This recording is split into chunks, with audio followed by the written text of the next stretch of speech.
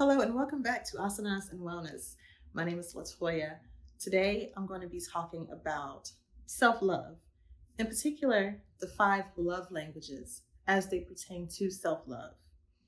And we'll end our discussion with a short yoga practice, okay? I'll leave time stamps so that if you just want to jump to the practice, you're more than welcome. But I hope that you stick around for the discussion. Now, if you're subscribed to my email list, then this may sound very familiar to you because I did send out a newsletter towards the end of last year all about this, but I also wanted to share it here on YouTube. So we were first introduced to the 5 love languages by Dr. Gary Chapman in his book called The 5 Love Languages, The Secret to Love That Lasts. And the idea was really to kind of be able to understand the way that your partner best receives love, so that you can make sure that you are, that you are doing things and that you are showing them love in a way that best resonates with them, in a way that they'll best receive it and really feel it. But it's equally important to know what your love language is when it comes to self-love. Self-love is a vital part of your well-being, okay? And you need to, and it's helpful to understand how you best like to receive that self-love. What are some of the things that you like to do? Because knowing that information and making it a regular practice will definitely help you to recover quicker during those hard times when you're not feeling well mentally or physically, emotionally. It's just a way to really deepen your connection with yourself and understand what it is that you like, what it is that you need. Now, I'm going to leave a link in the description to a test that you can take to understand your love language. However, I would really recommend just kind of listening to each one and just seeing what resonates with you. Because something that I have found, at least for myself, is that my primary love language is different from my primary self-care love language. So, and we'll talk about that a little bit more, in the end. Now, the love languages that Dr. Chapman laid out in his book were quality time, acts of service, receiving gifts, words of affirmation, and physical touch. All right, so I'm going to go through each one and just give a few examples of what that would look like when it comes to self-love. So let's start with the first one, quality time. Now, quality time can mean doing something that does not require your phone, your iPad, your computer. Just cut all the devices off. Maybe you want to read a good book. Maybe taking a bubble bath or spending time outside in nature. Things like that. Spending time doing things special for yourself. Or even take yourself out on a date. Many years ago, I used to love going to the movies during the day when my kids were in school. But I used to have friends who would say that they would never do that they would feel so uncomfortable with it. But to me, that was like my sacred time. I felt so good about that time. And it was just really good quality time for myself. So take yourself out on a date. Now, the next one is acts of service. Now, what that could look like is donating to your favorite cause. Maybe even volunteering your time. That's definitely a great way to give back. If you have a loved one who can't really get out as much, then maybe create a care basket for them of things that they may need. Or spend some time organizing a space in your own home. That is a big act of service to yourself, because when your space is clear and uncluttered, it really helps you to think more clearly. So those are some ideas for the ways that you can show yourself self-love through acts of service. Next is receiving gifts. Okay, so what do you like? Buy yourself whatever it is that you like. Okay, if it's fresh flowers, if it's candles, buy those things for yourself. Or maybe you've been wanting to take a special training or workshop. Invest in yourself. Gift that to yourself because you deserve it. If there's something that you've been wanting to do, but you've been putting off for the longest, go ahead. Why not? So our 4th love language is words of affirmation. And of course, this can look like repeating self-love affirmations to yourself that build your confidence. It could also mean writing a love letter to yourself. Tell yourself all of the things that you love about yourself. And remember to practice positive self-talk so that even when things aren't necessarily going your way, that you tend to maybe go off and talk a little negative, speak down on yourself, that you'll come back, rebound, and you'll be in the habit of speaking positive to yourself and lifting yourself up and reminding yourself of who you are. And finally, physical touch. So this could look like getting a massage, doing a self-massage. Get some bath oils and oil yourself down after a bath, or even using bath salts. Or physical touch can also look like just really tuning into your body during your movement practice, whether it be yoga or cycling, weightlifting, whatever it is that you do, just really tuning into what you're feeling in your body. All right, so those are just a few ideas. And like I mentioned earlier, your self-love language and the way that you prefer to receive love from your partner could be different. When it comes to my husband, I prefer receiving gifts. I love candles and I love fresh flowers. I love keeping fresh flowers in my home. It's a must, and he knows those things. So whenever he buys those things for me, or even just calls to ask, hey, do you want a candle? What scent do you want? It makes me feel like, wow, he's thinking about me, and so that's how. So yeah, receiving gifts is my primary love language. But when it comes to self-love, I really prefer physical touch. I love a good scrub in my rose-scented bath salts at the end of a bath, things like that, because I feel like after, I have a movement practice pretty much 5 days a week. So afterwards, sometimes I feel so rushed to hurry up and gotta start working now. During my bath, I'm thinking, okay, what do I need to do today? What am I going to do first, second, to go ahead and make the most of this day? And so it's always a rush. So anytime that I slow down, afterwards, and take the time to really scrub my body in my bath salt with my bath salts, oh my goodness, that's something that I really enjoy, and that is a primary self-love language for myself. Okay, and I say primary because there may be a few things that you like, and there's nothing wrong with that. You may really resonate with words of affirmation, but that doesn't mean that sometimes it feels really good to just spend some time to yourself, maybe out in nature, taking a walk by yourself. So just think about which of these things really resonate with you. And it can be something, of course, that wasn't on the list. These are just some ideas just to get you thinking about how you can translate those love languages into self-love. So just think about what you need and what you can do to really take care of that need. And whatever it is, try to make it something that is a regular part of your life, okay? So that when those hard times do come and you're feeling down, that you'll be able to really bounce back quicker. All right, thank you so much for listening. I hope that you enjoyed this little chat about self-love. So today's yoga practice is an energizing flow, and you don't need any props. I won't be using anything today except for a blanket under my knees because I have knee sensitivity still with these hardwood floors. But if you have blocks nearby, it never hurts to have your blocks. So if you're ready, let's get started. All right, so we're going to start near the top of the mat in mountain pose with your feet maybe hip width apart. Place your feet wherever they allow you to feel the most sturdy, okay? Grounding down into your feet, balancing evenly on both feet. Pressing into all four corners. So if you feel yourself maybe rolling back, maybe your toes, balls of your feet are kind of coming up, then shift your weight forward a bit. It's kind of even out. Find that even place. If you need to, play a little bit, move around a little bit until you find that place right in center. You can ground down, keeping a slight bend in your knees, tailbone pointed down towards the mat.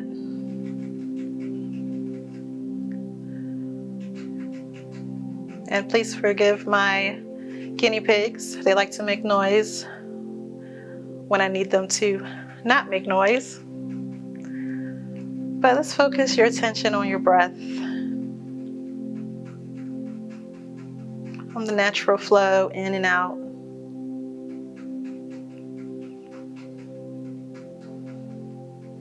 Just feeling gratitude for the breath.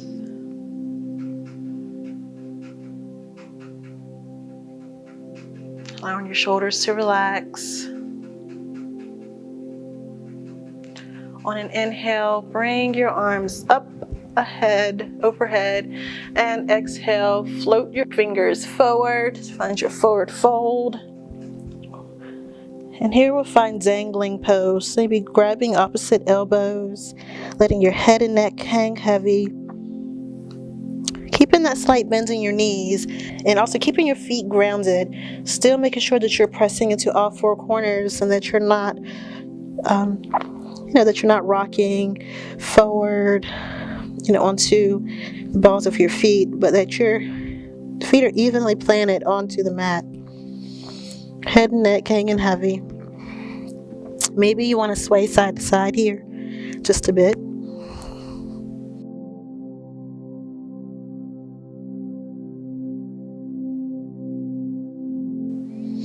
Bringing your fingertips to the mat. And on an inhale, I want you to straighten your legs. Gaze down toward the mat, straighten your legs so that you feel this stretch along the back of each leg. And exhale, slight bend in your knees to release. Inhale, straighten your legs. Try to keep a flat back. And exhale, slight bend.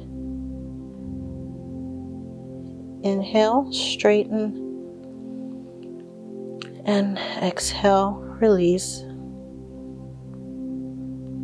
One more time. Inhale, straighten. And exhale, release. Now bring your left hand so that it's right under your nose. Inhale, and we're going to take a twist, sending your right hand up towards the sky. Maybe you're gazing all the way up, or maybe you're just keeping your gaze right there, looking at the wall beside you. Whatever feels best to your neck here. And release. Now take it to the other side. Bring your right hand right under your nose. Up.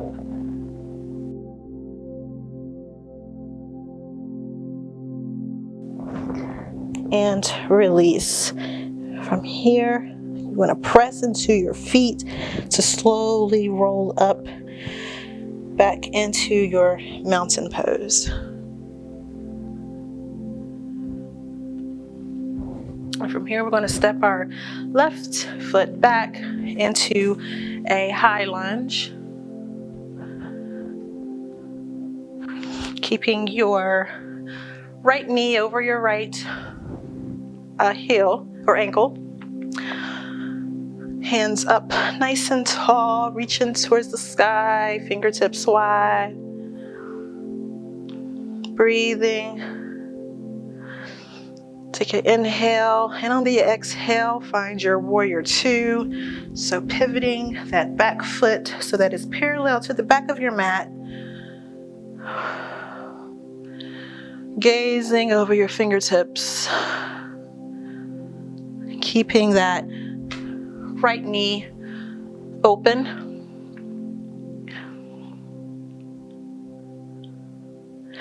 And from here, we're going to move into your reverse warrior.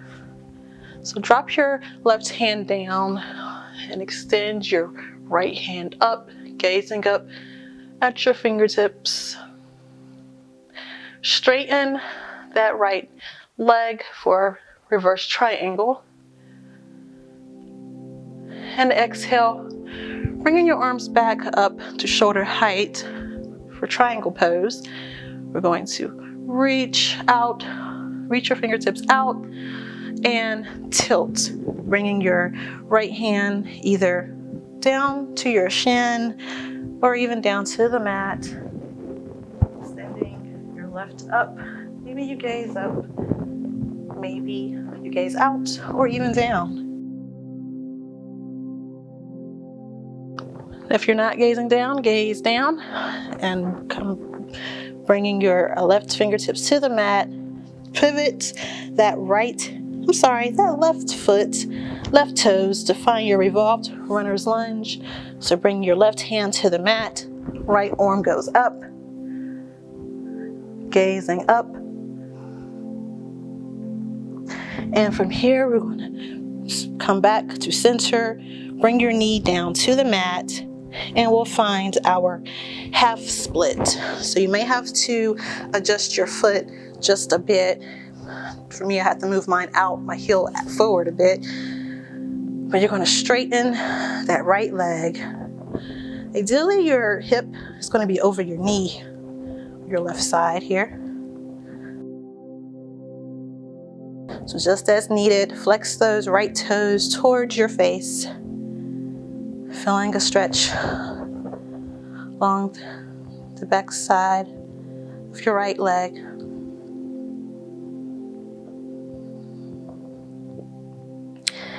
And from here, we're going to roll forward to bring your hands down and find downward facing dog.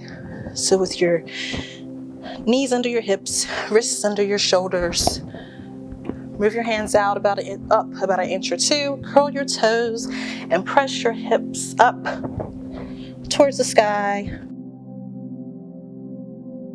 Keeping your head and neck heavy, walking your heels out if you need to. And from here, begin to walk towards the front of your mat to find your forward fold. Hips up, pressing into your feet to slowly roll to standing. Find your mountain pose. And we'll do that sequence on the other side. So we'll step our right foot back for our high lunge.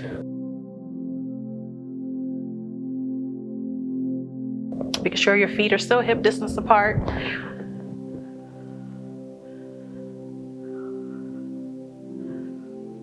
And exhale, warrior two. Turning that right foot.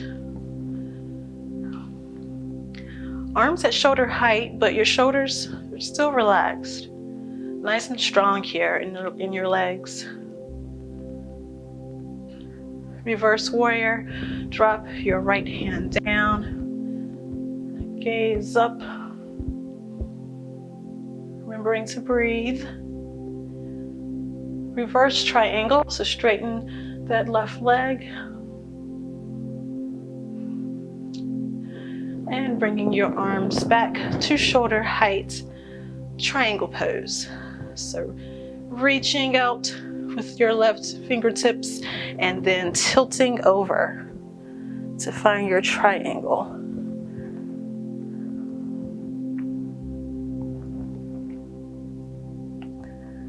Gazing down at the mat, bring that right hand down to find our revolved runner's lunge, pivoting that back foot so you're on your toes. Right hand to the mat, left hand up.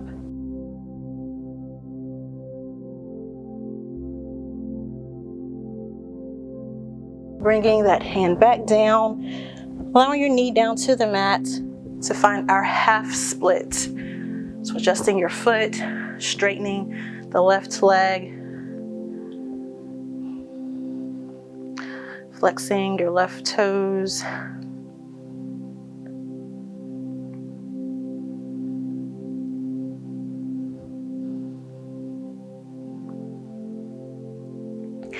And from here, rolling forward to bring that foot back and finding your downward facing dog.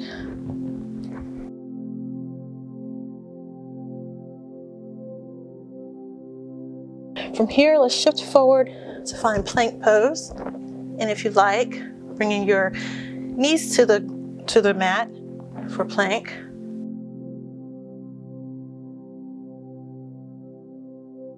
chaturanga. So with your elbows in, slowly lower down to the mat. Inhale, cobra pose.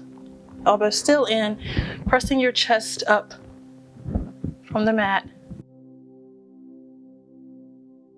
And exhale, release. And from here, we'll find downward facing dog.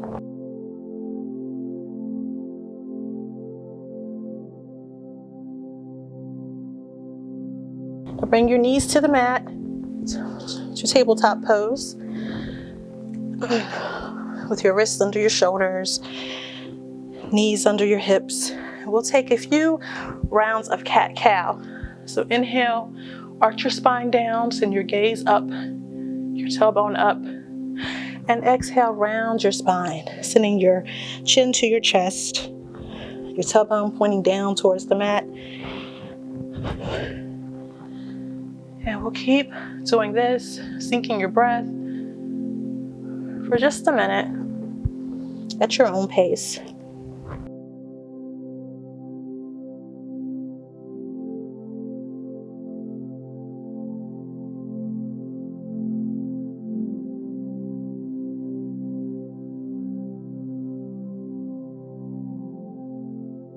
After your next round, we're going to come down to your stomach on your forearms for Sphinx pose.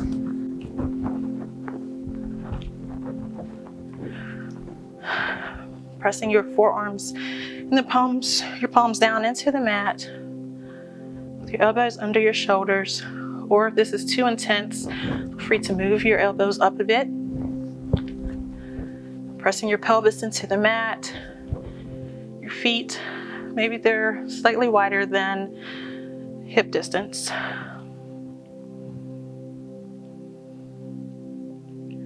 Take an inhale, and on the exhale, gaze over your left shoulder.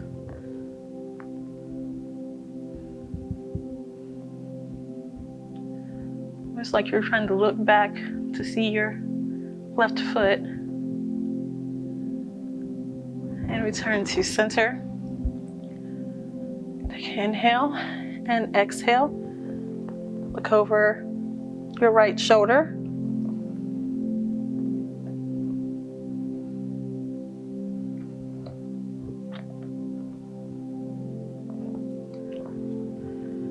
And return to center. And from here, we will press up to sitting in Sukhasana, or our easy pose.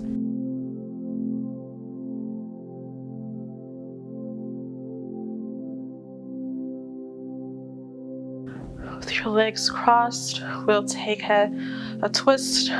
So inhale, extending up through your spine, and exhale, twisting to the left. You're bringing your left hand behind you, using your right to kind of hold on to your left knee.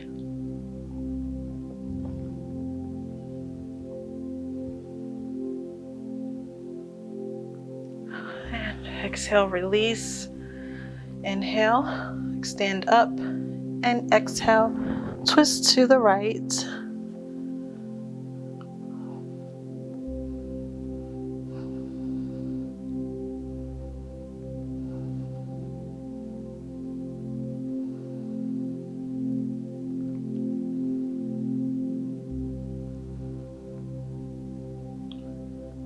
And exhale, release. Before we finish, let's take some shoulder circles. So bringing your shoulders up and around to drop. Circling towards the front. Syncing your breath with your circles. So maybe you're inhaling as they come up and exhaling as they fall down.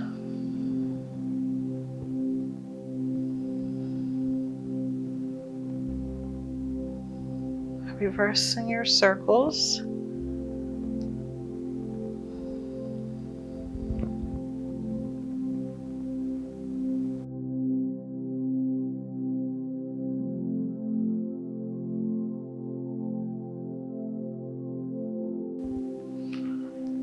returning to neutral.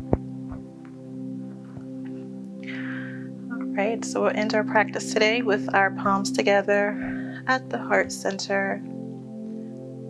We'll end with a deep cleansing breath in through the nose and out of the mouth. Inhale.